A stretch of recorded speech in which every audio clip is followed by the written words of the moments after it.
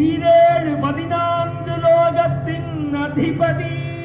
நாடாளும் நாயகன், அழகன் குழகன், ஆனந்த சித்தன், நல்லூர்பதி காவலன்,